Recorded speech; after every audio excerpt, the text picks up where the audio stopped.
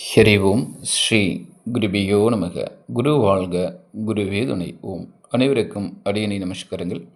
ஸ்ரீ ஹயக்ரீவர் ஜோதிட பயிற்சி வித்யாவிடம் ஆச்சாரியர் சந்திரசேகர். ஜோடத்தில் ஒரு குறிப்பொன்று பார்ப்போம். திருமண உறவில் தொந்தரவை தரக்கூடிய ராகுகேது. பொதுவாகவே ஒரு ஜாதகத்தில் நவம்ச கட்டத்தில், நவம்ச சக்கரத்தில் அந்த நவம்ச லக்னத்திற்கு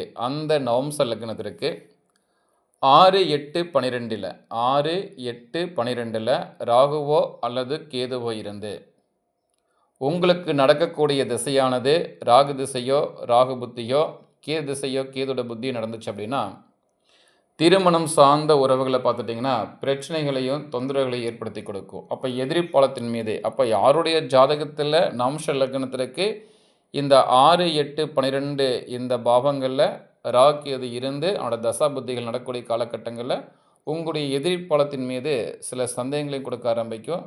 தேவையில்லாமல் திருமண உறவில் மனக்கசப்புகளையும் கொடுக்க ஆரம்பிக்கும். பிரச்சனையுடைய தொந்தரவையும் ஏற்படுத்த ஆரம்பிக்கும். அப்போ இந்த காலகட்டங்களுக்கு தீர்வு தான் என்ன அப்படின்னு கேட்டிங்கன்னா, எதிர்ப்பாளத்தின் மீது விசாரணை இல்லாமல், சந்தேகம் இல்லாமல் விட்டு கொடுத்து போகக்கூடிய ஒரு மனப்பக்குவத்தை வளர்த்துக்கணும். அப்போ இந்த காலகட்டங்களில் 2 பேருக்குமே சம் மிஸ் அண்டர்ஸ்டாண்டிங் என்பது ஏற்படும். சம் ஆர்கியூமெண்ட்ஸும் கொடுக்க ஆரம்பிக்கும். ஒருத்தரை புரிஞ்சிக்க முடியாது. இந்த மாதிரி ஒரு தொந்தரவை ஏற்படுத்தி கொடுக்கும்.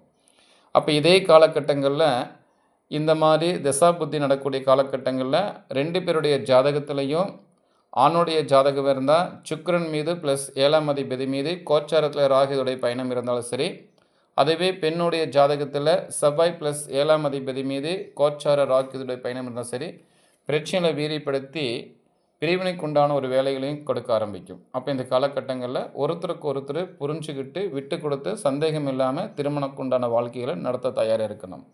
இதுக்கு என்னதான் பரிகாரம் கேட்டிங்கன்னா, இந்த விட்டு கொடுத்து போகக்கூடிய விஷயங்களும் மிக சிறந்த ஒரு பரிகாரமாக செயல்பட ஆரம்பிக்கும்.